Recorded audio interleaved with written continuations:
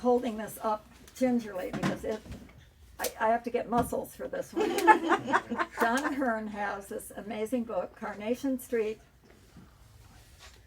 Life Estate, which I had never heard of, and maybe some of you haven't either. So it's going to be interesting to hear all about it and how it came to be and how it was possibly resolved. We'll find out, right? Okay, John, I'm supposed to give out the ending? Okay. No. I was going to say, spoiler alert. There we go. Basically, We're welcoming you. oh, thank you. Key cards. I've never done one of these before. Those of you who have been to these can correct me when I make mistakes. I believe there's probably three purposes. One, introduce myself and a little about myself. Introduce the book. Maybe read a little from the book and answer questions. He's a pro already. Yeah. So there's three things. Four things that probably I should do. So number one, I'm John Ahern. My wife Lynn Ahern is over there in a blue striped shirt. Some of you know me from El Medina High School, where I taught down the street here, about 2 miles for 30 some years. And some of you know me from church, and some of you just met me tonight. So it's nice to be here. It's nice to be anywhere, actually. At this stage, I am not a writer. I'm not an author. I've had a story to tell, and I thought it was an interesting story. And except for boring people by trying to tell it to them every time I saw them, and forgetting who I told it to once, or twice, or 5 times, or in my wife's case, maybe 50 times, I decided I would write it. So I took my laptop, sat in my recliner, and started just kind of piddling with it. So what ended up happening was I had a book idea that eventually, hi, come on in. Hello. There's plenty of chairs up here. Everybody wants to sit in the back. We saved these for you. Thank you. John, Yes, Tina, and Tony from the Sentry. hi, nice to see you. Told you we'd come. Yes, thank you for coming. So it ended up, if I remember where I ended up coming up with a lot of pages. Now, trust me, when I first wrote this down, I was told that if I had 100 and some thousand words, that it would equate to so many pages. The math was wrong, or my calculations, I may have not carried a digit I was supposed to carry. But when it ended up, it's large print, which I find very accommodating, and it ended up rather large. It ended up over 600 pages, which I was told you should not do. But my story doesn't fit in 100 pages less. All of a sudden, I was like, well, what do I cut? Who do I cut? How much do I cut? And as people have mentioned to me, maybe I should have hired an editor who just brutally said, you're cutting out so-and-so, you're cutting out all this section, you're cutting out these. And I'm cheap. Actually, I'm retired and I live on a relatively nice pension, but there was the price of an editor, which at one point I looked at and said, I can't do that. I'm self-published. Yeah. This is a work that was paid for through my wife being gracious enough to say, yeah, we can do this, and so forth. So that's who I am. I'm a retired school teacher. I'm a Christian. There are sections of the book that you will find out which talk about faith and have a spiritual component to them. For some of you, that might be very appealing. For some of you, that might be a little daunting. I hope that doesn't scare you away from it. Okay? So, here we go. The book, Carnation Street Life Estate. There are 2 parts of this book that kind of came together, and that's why there's a story. First part is anybody in here who hasn't read the book yet. So, Craig, you can't give away the answer. And Alexis, I don't think you can give away the answer yet. you might be able, I don't know, I'm worried. Some of you might give the answer away. Does anybody know what a life estate is? I'm moving away. I shouldn't move too far. Anybody know what a life estate is? I hear a head nodding. Do you know what a life estate is? I think so. Okay. Let me hear. I didn't say I was sharing. Oh! Okay. Lynn, you know what a life estate is. Yes, my father had a life estate, so that's kind of the basis of that idea. Okay, so for all intents and purposes, Lynn's dad remarried, and his second wife had children from her first marriage, and she wanted the house to go to those children. So in her trust and will, they wrote in that there would be a life estate for Lynn's dad to live in that house for the rest of his life. Hence the word life estate. So it's a bequeathment in her trust or will. Well, it's interesting because in Lynn's dad's case, he outlived the two children that were supposed to inherit the house. Oh my goodness. Complicates things. Life estates are tricky. And that was one of the things that I felt I had a story to tell, because through Lynn's dad and talking about it with a number of people, oh yeah, he's got a life estate. No, he doesn't get the house. No, when he dies, Lynn doesn't get the house goes. And people are like, wait a minute, what are you telling me? So it's complex.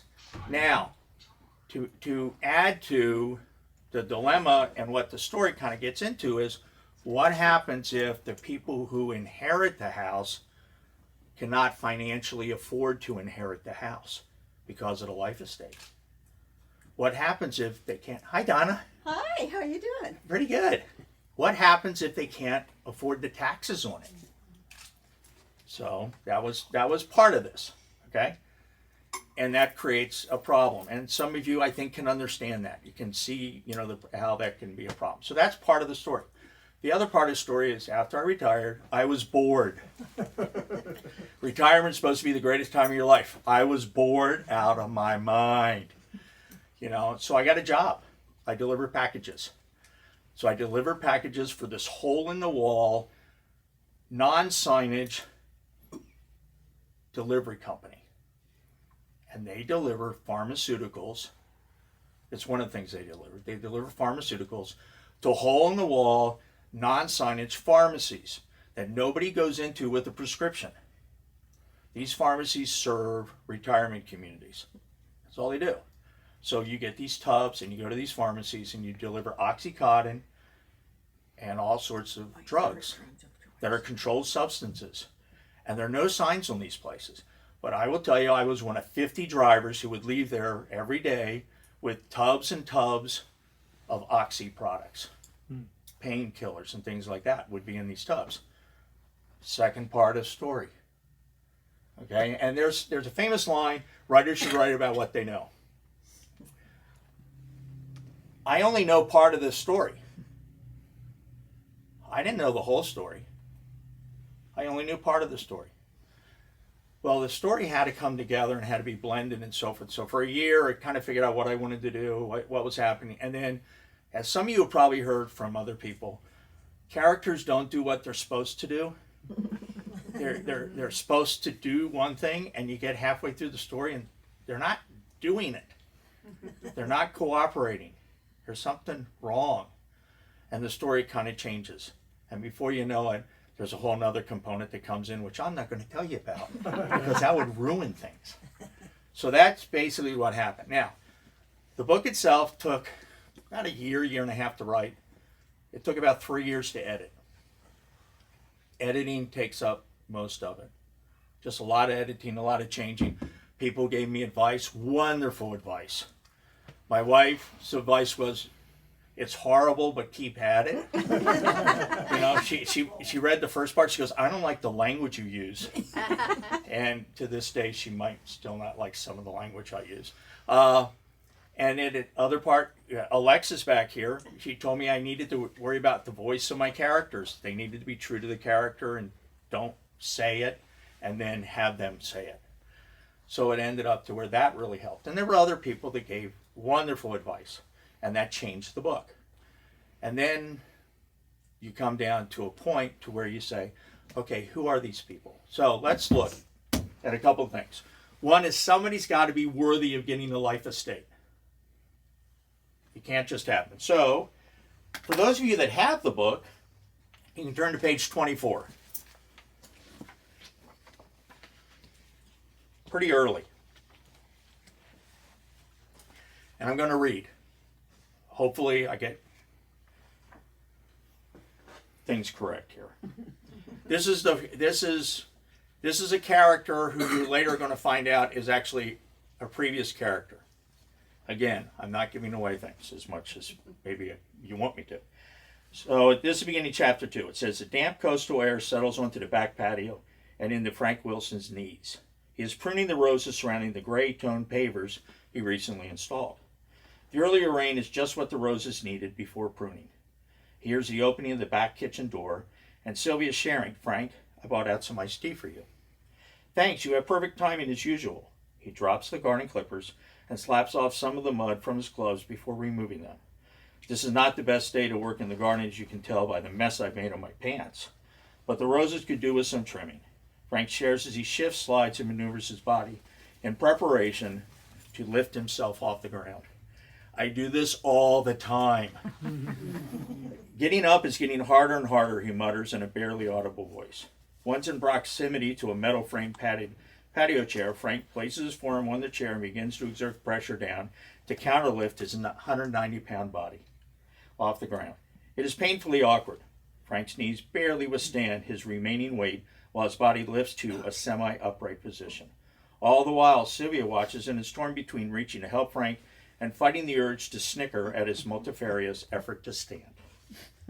Eventually, snickering wins, and Sylvia, in her hospice nurse outfit, comments, "That was quite an exhibition of power there, Frank. I was torn between the thrill of victory and the agony of the knees.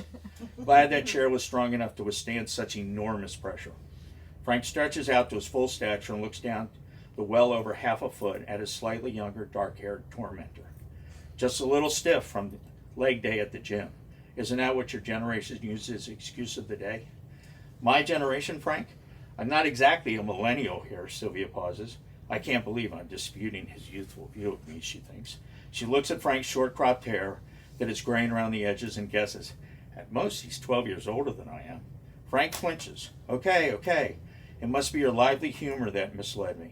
You know, Frank, I'm sure I can get my hands on a semi-used walker for you. Sylvia winks.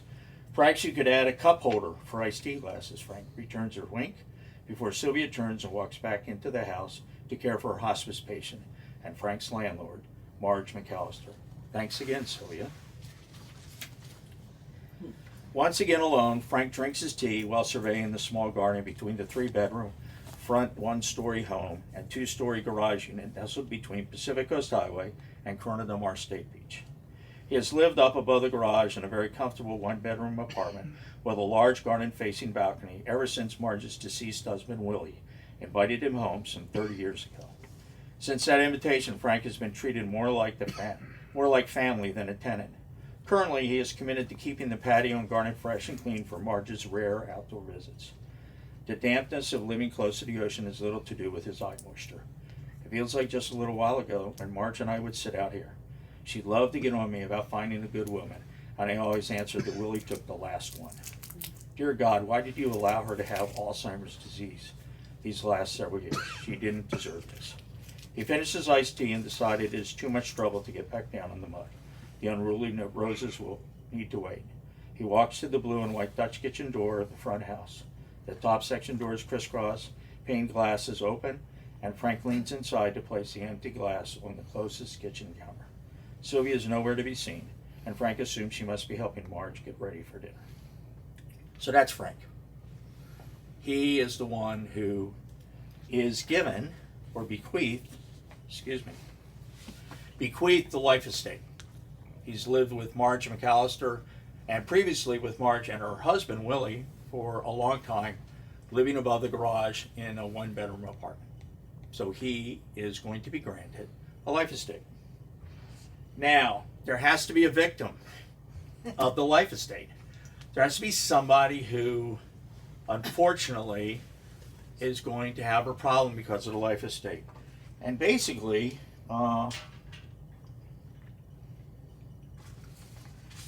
looking at my notes, That occurs on page 103.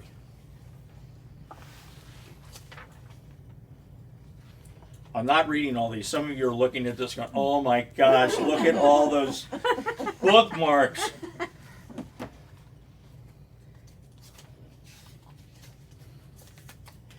Okay, just background before I read this. Bethany is a school teacher. She is a first-year teacher, part-time, struggles to get by. She works 2 part-time jobs. Her husband, Samuel, drives a delivery truck for a company that delivers pharmaceuticals. So that's just a little background. Okay, this is chapter 18. Samuel drives a little too fast through the parking lot for the law office address Bethany texted. He actually searches for a parking space. Come on, there must be a spot here somewhere.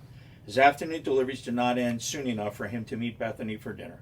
Seems like the more he tried to finish early, the more mistakes and obstacles slowed his route and screwed up his plans. Finally, he catches a break. Someone pulls out of a spot. He quickly swoops in to take it before anyone else has a chance. The after effects of his run across the parking lot to make up some time reflect poorly in the office building's elevator mirror.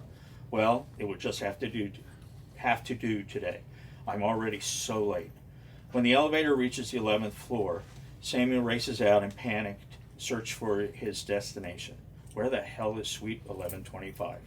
He sees a mini directory indicating he needs to go right. Perhaps if Bethany sees me out of breath when I arrive, she'll take pity on me.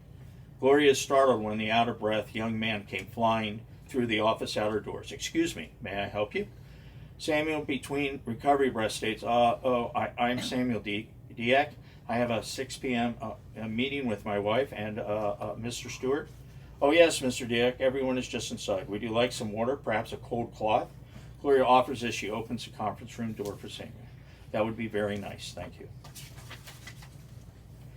Once inside, he sees a distinguished-looking older man rise from his chair. You must be Mr. Dieck. Welcome. I am Quentin Stewart. I believe you know everyone else here. Frank stands and offers his hand to Samuel. I'm not sure you remember me. I'm Frank Wilson. We met a few years ago. Samuel shakes his hand. Yes, I remember meeting you at March's house for her 85th birthday. Frank subtly wipes the exchange perspiration on his trousers before sitting back down. For reaching his seat by Bethany, Gloria enters the office and hands Samuel a bottle of water and a damp cloth. Would anyone else like anything before you get started? She asks. When it's clear that nothing else is needed, she excuses herself and closes the door behind her. Surveying the richly paneled office, Samuel feels the nice leather becoming not so nice due to his damp uniform.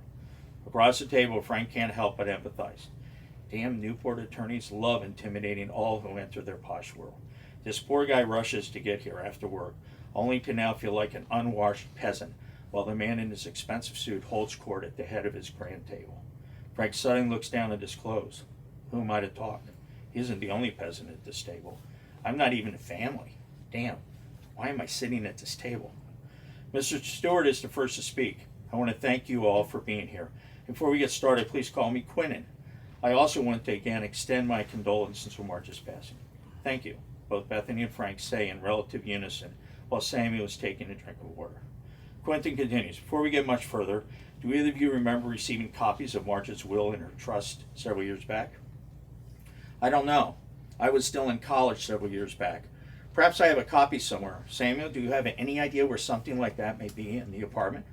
Samuel's breathing has finally returned to normal. Sorry, I'm not aware of any documents like that. Frank interjects. March told me once that she had some paperwork to give me. Unfortunately, she never quite got around to it.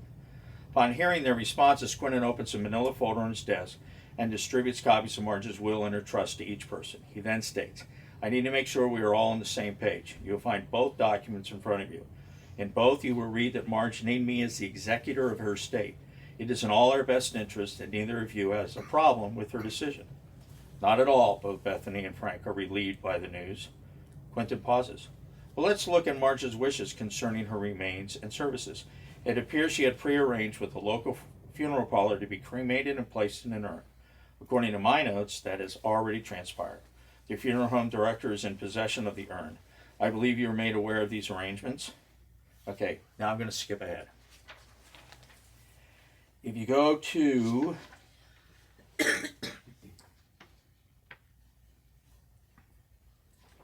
page 106, at the bottom paragraph. Now, let's talk about Marge's trust. At this stage, the trust is clear and should easily be upheld without any problems. An inventory will be conducted concerning Marge's finances. I would imagine everything should be settled in several weeks. Without getting into too many specifics, the general gist of the trust is that Mrs. Bethany Dieck inherits the Corona del Mar house and the majority of Marge's financial estate. However, the Corona del Mar house will have a life estate according to the trust. Mr. Frank Wilson will be the life tenant of the Corona del Mar house apartment over the garage. He will also receive 15% of Marge's financial estate. Marge also bequeathed 10% of her estate to her church. At this point, let me stop to answer your questions. Frank is the first to ask, what's a life estate, and what does it mean that Marge declared that I am a life tenant? Good question, Frank. The simple explanation is Marge has legally established that you have the right to live in the apartment above the garage for the rest of your life. Bethany owns the property and can live in or rent out the front house, but she must legally recognize Frank as the life tenant for the apartment over the garage. Quentin then looks to Bethany, expecting her to have a question. Her face clearly shows that she does.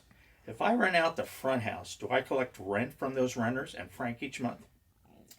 You will be able to collect from the renters on the front house, but not from Frank. He does not have to pay rent, although he will have to pay utilities and other bills. Frank interjects, I don't feel right about not paying rent, especially consider Marge was only charging me $500 a month. I should still have to pay at least that amount per month. Quentin holds up his hands. Mr. Wilson cannot and is not obligated to pay any type of rent. If he wants to give Mrs. Dieck $500 each month for any other reason, that is up to him. But legally, it cannot be considered rent for the apartment. Any type of rent payment by Mr. Wilson will be violating the trust, and there could be some serious financial problems in doing so. Please bear with me as I talk this through for a minute here, Bethany asked before beginning.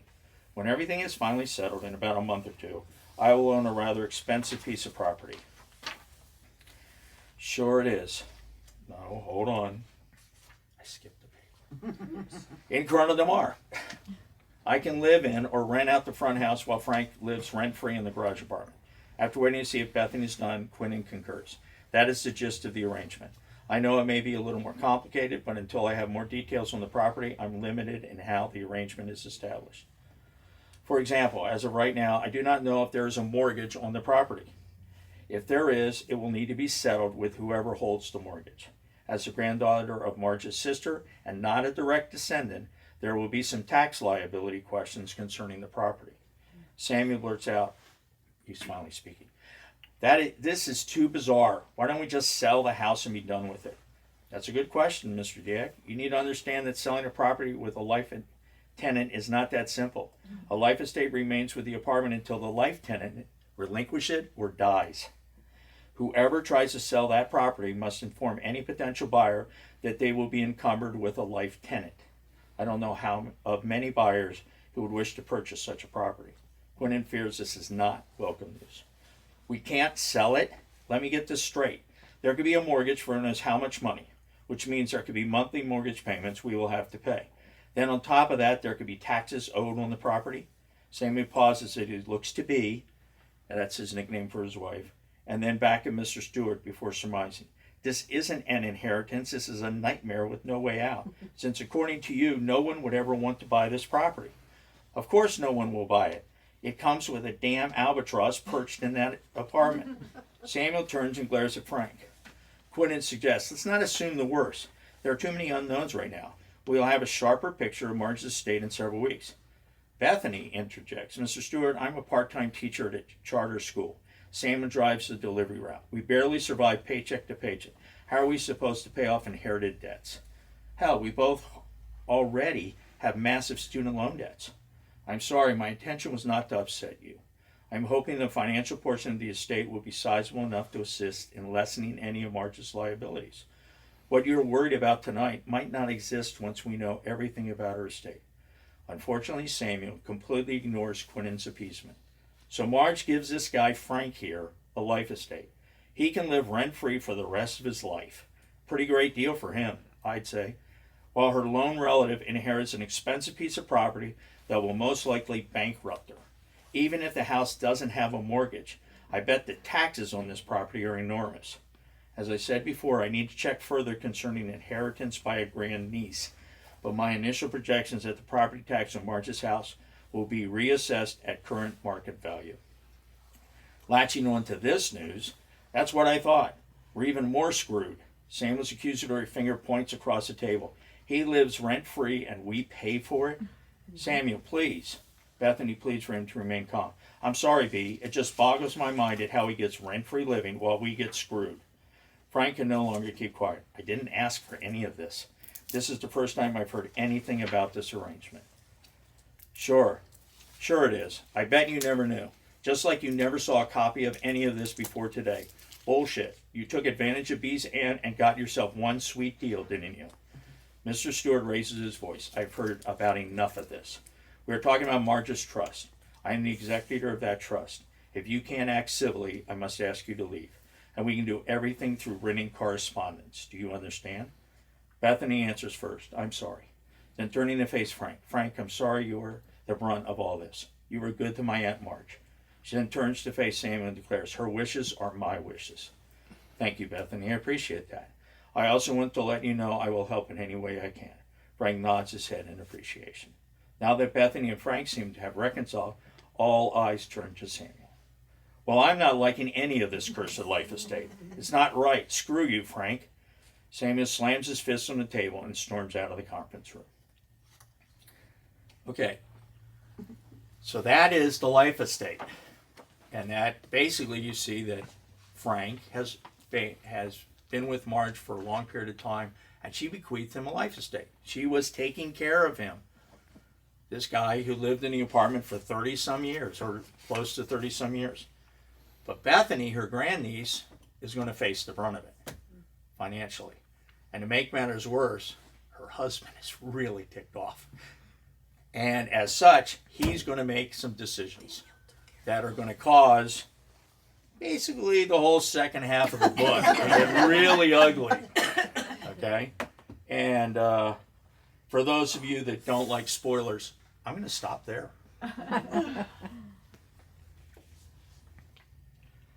So, introduce myself. Introduce the book. Read from the book. Okay. Questions? I don't have a question, but I am in just that situation. I am the recipient of a life estate. Oh, wow. So what are the odds? Are you planted here? No. Not. Actually, I carry the section around with me in my purse. Only I changed purses today. Oh, there you go. When I went. But yeah, my situation is exactly like that. Only she's taking care of the houses in a trust, and there's ever-growing funds that will take care of the taxes. All I have to do is pay the utilities Oh, okay. and no rent. But it was like you started reading that, I'm like, okay, I know what a life estate is. Yeah. This is my life. That's quite interesting. Yeah, Lynn's dad's problem was a roof. A roof.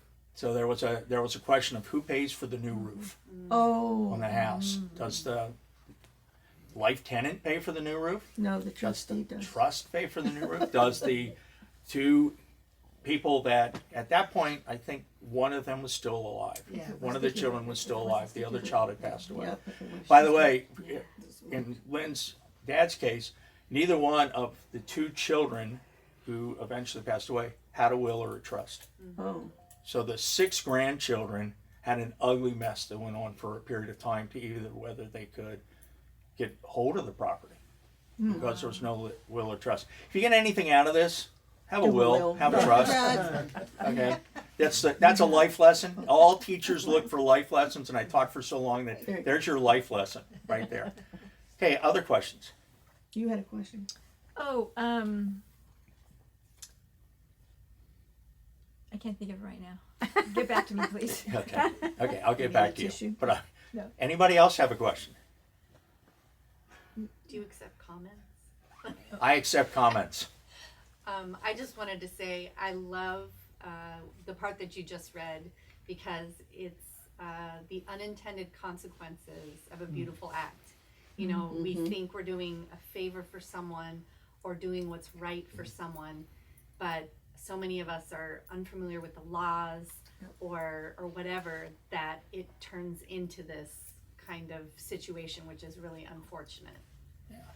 Thank you.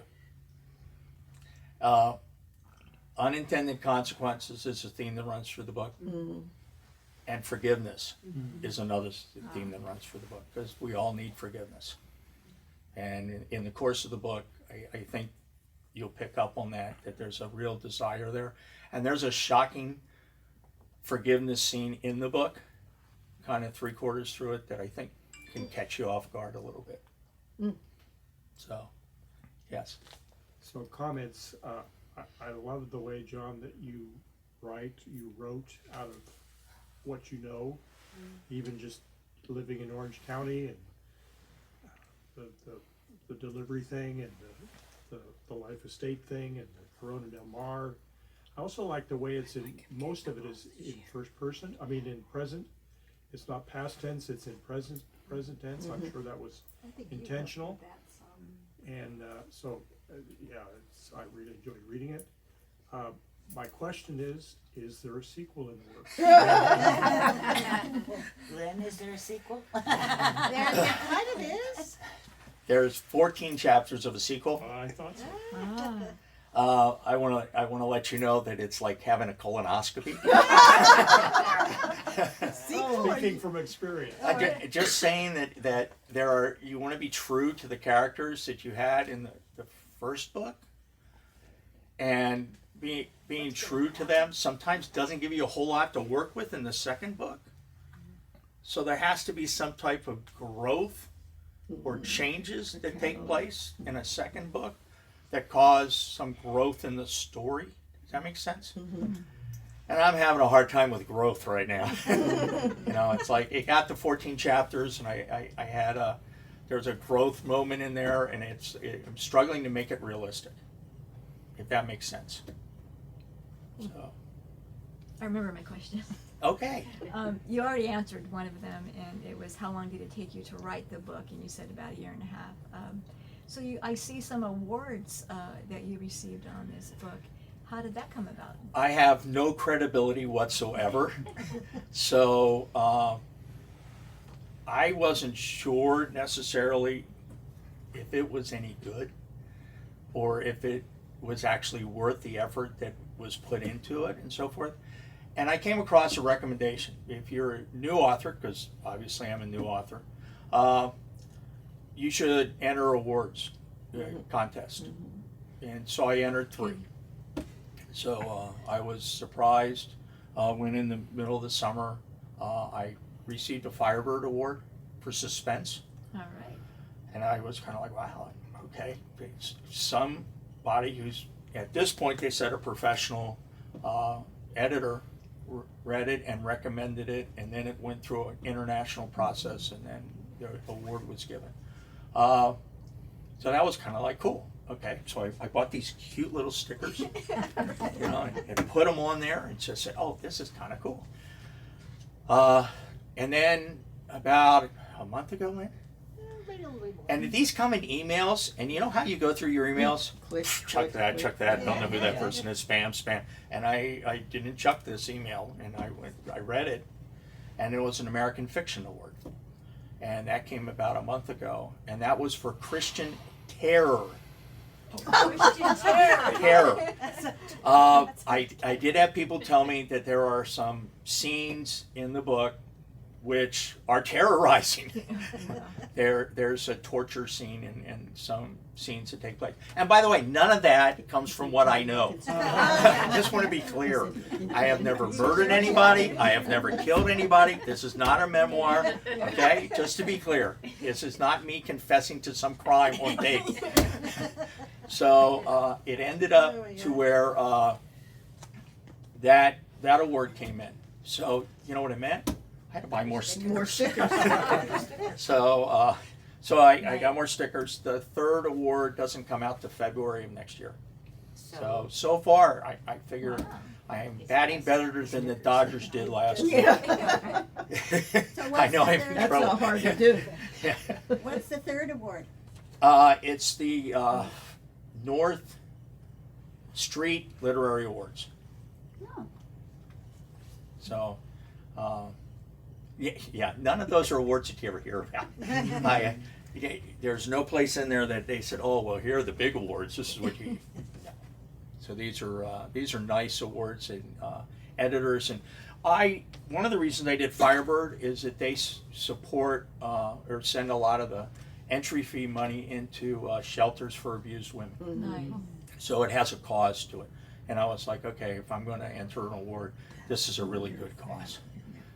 And so then the other ones, there's a program that I was advised that could help guide me to how to fill out the awards. And that program did a really good job. They gave me really good advice of how to enter the award contest. So, any other questions? Okay, speak now. No other questions? Okay. I know where you sit at church. Yes, you do. Yes, you do. It's in the same row with you. And do I sign books now? You're going to have to help me here. I don't understand. If no one has any more questions, then we applaud you all. Yes. Yay, John!